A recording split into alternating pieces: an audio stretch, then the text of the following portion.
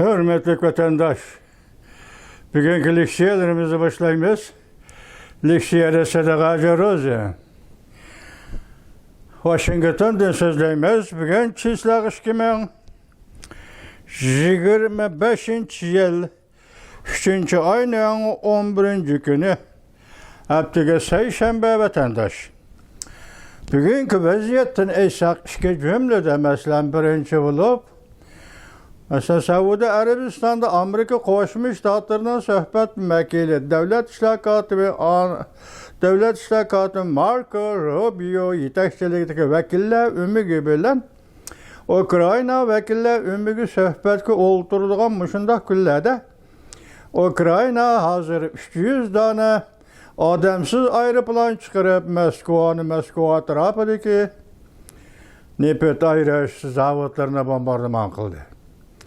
Bunu shundoq aytadigan bo'lsangiz, masalan, tuni so'zildi sizlarga Kursk oblastida Rossiya ham Kursk oblastida allaqachon Ukraina ozod qilib bo'lgan bir ma'nida yezi qishloqlarni qaytarib oldi.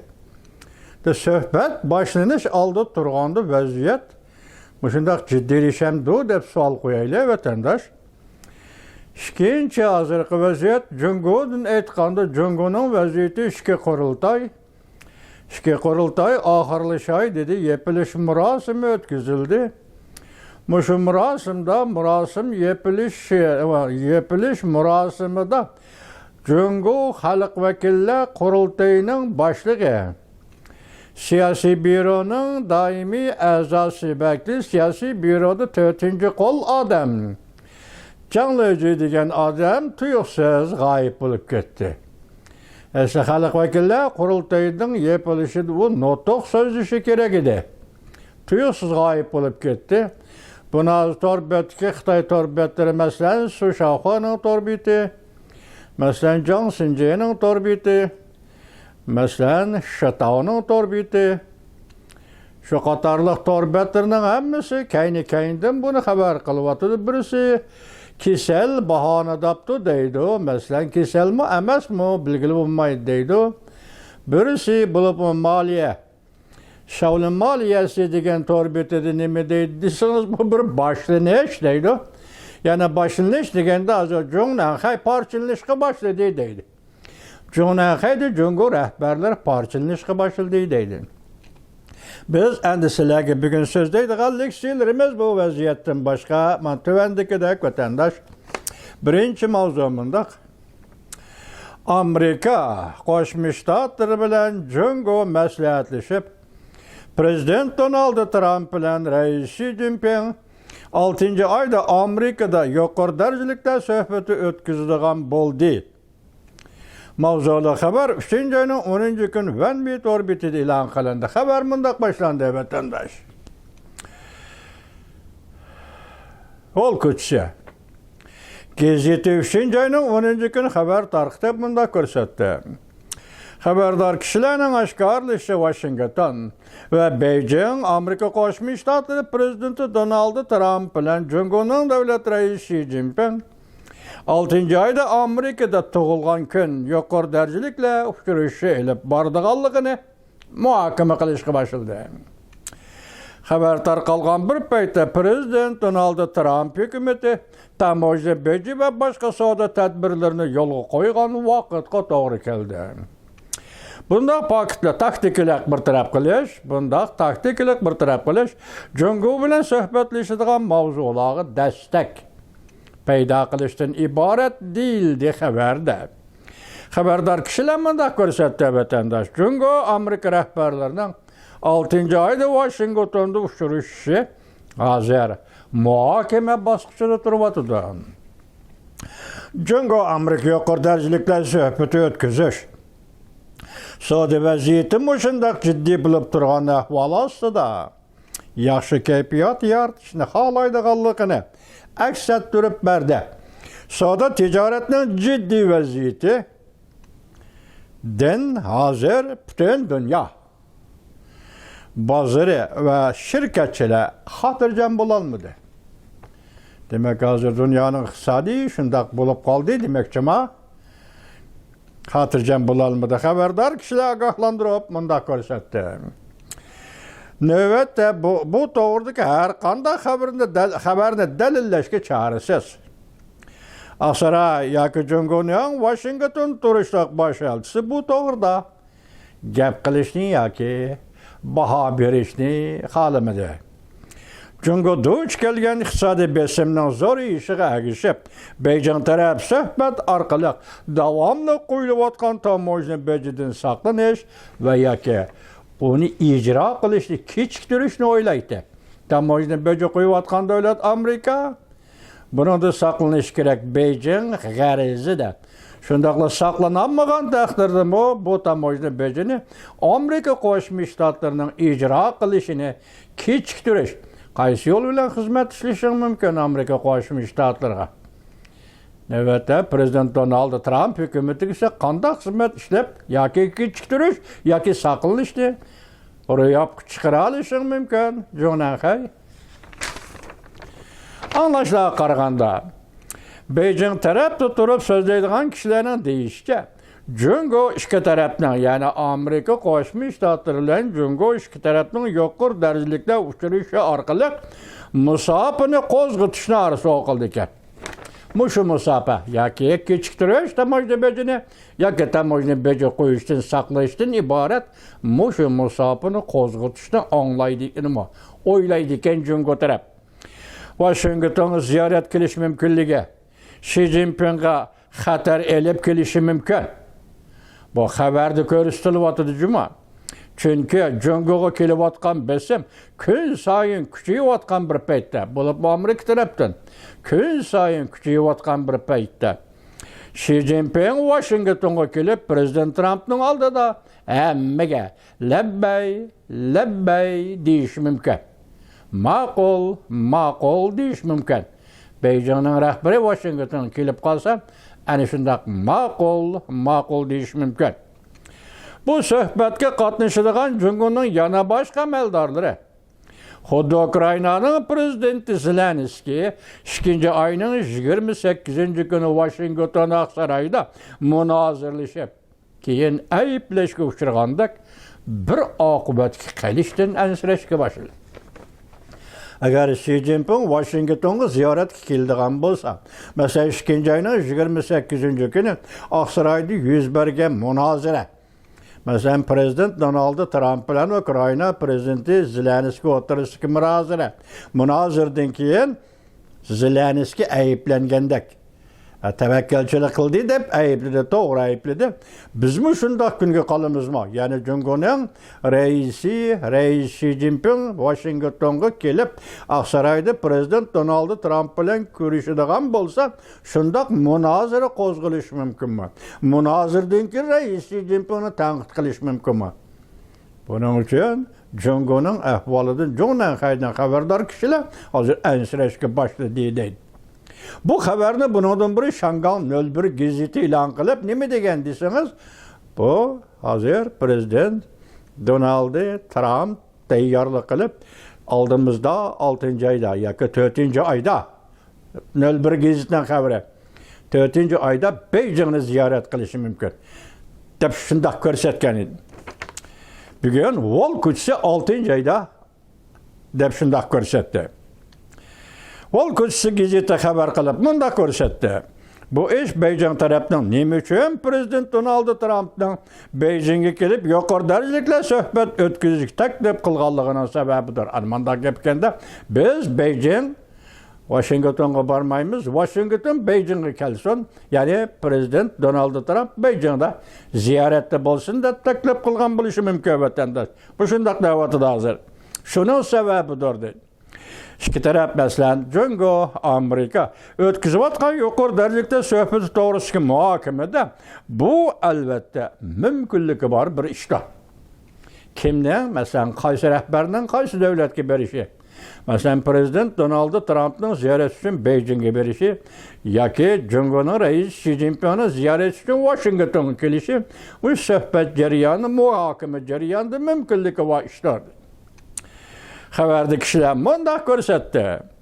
Jungo Amerika rahbarlari qarshi tarafning o'z davlatini ziyorat qilishni umid qiladi. Mana shunday. Masalan, Jungo prezident Donald Trumpning Jungoni ziyorat qilishni umid qildi. Masalan, prezident Donald Trump Rais Xi Jinpingning Washingtonni ziyorat qilishni umid qildi. Nima? Umid qildi. Masalan, sababni boshqa ko'rsatmoq shunami? Bir tamoyilni bejini kechiktirish, ijro qilish, kechiktirib ijro qilish. Ikkinchi tamoyilni bejidan saqlanish. Masalan, orqa-orqadan keldi, ikkinchi oyni 3-chi oyni o'tdi.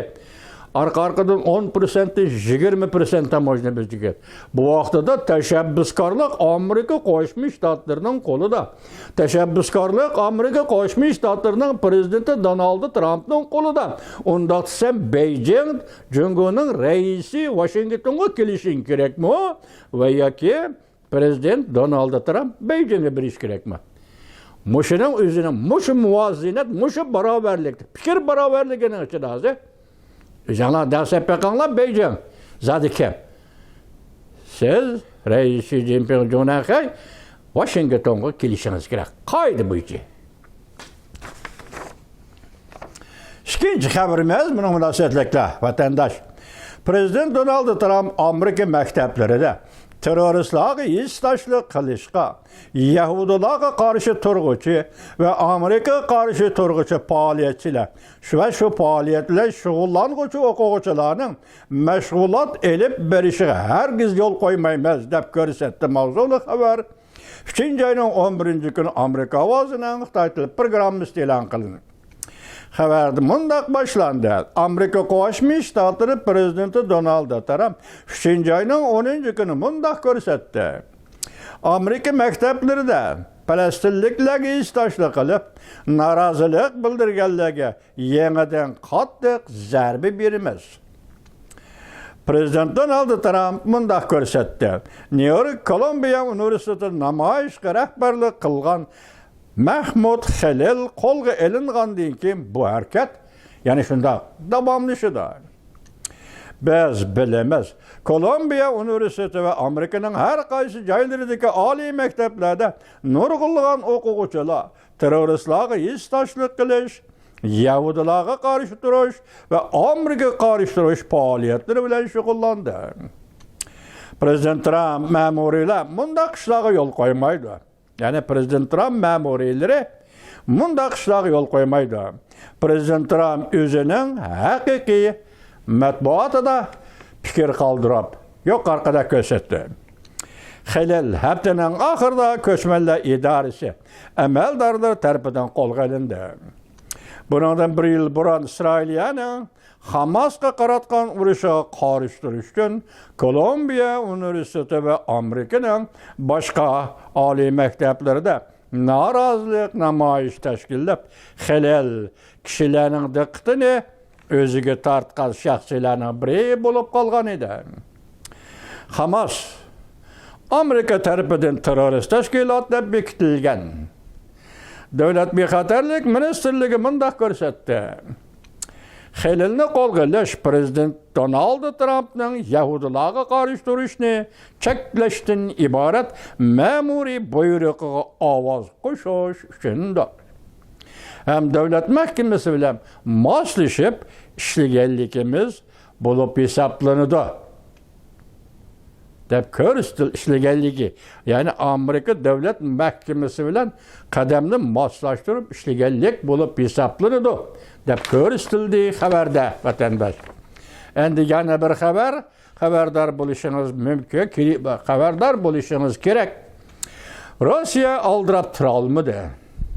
Jungoga tamoyilni beja qo'ydigan bo'ldi. Mavzulu xabar 3-ci ayın 10-cu günü Venüt orbitida e'lon qilindi. Xabar mundaq boshlandi. Rossiya eksport qilgan mashinalarga oshirib bosh qo'yishni o'ylashyapti. Kun sari Rossiya bozoriga tayanib qolgan Jungoning mashina sanoati zavodlari va mashina savdogarlariga berilgan qattiq zarba bo'lib hisoblanadi bu. Rossiyanın tamoyilni beja qo'ymoqchi bo'lganligi. Jungo mashina mahsulotini jamiyatining statistikasiga asoslanganda 2024-yili Jungoning Rossiyaga eksport qilgan mashina miqdori 2022-yili Rossiyaga eksport qilgan mashina miqdoridan 7 ko'payib ketdi. Demak, 2 yil ichida 7 ko'paydi. Buni solishtirsak, masalan 2022-yili bir mashina Rossiyaga eksport qilgan bo'lsa, Jungo 2024-yilga kelganda 7 mashina Rossiyaga eksport qildi degan gap. Rossiya xuddi boshqa davlatlarga o'xshash Jungoning arzon baholiq mashinalarining Rossiya bozoriga kirib, Rossiyaning mashina savdosi sanoatiga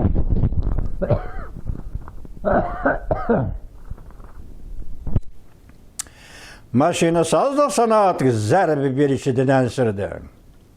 Chunki Rossiyaning bozori Jungo mashina savdo sanoatiga muhim bozor bo'lib qoldi.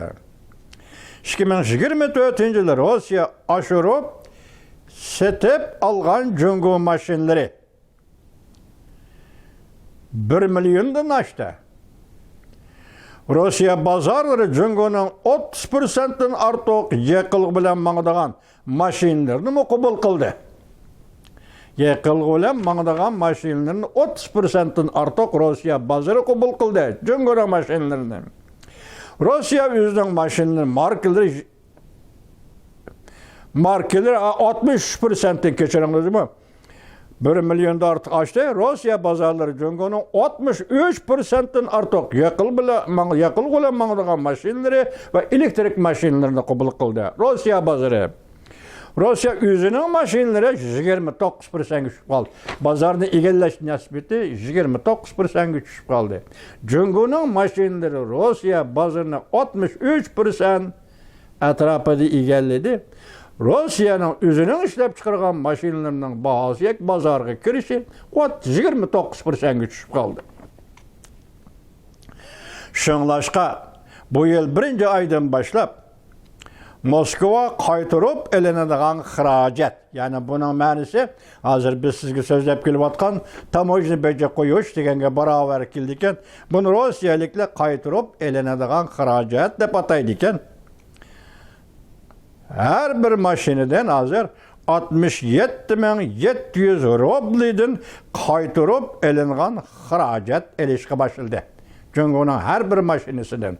Bu rubli 66.700 rubli.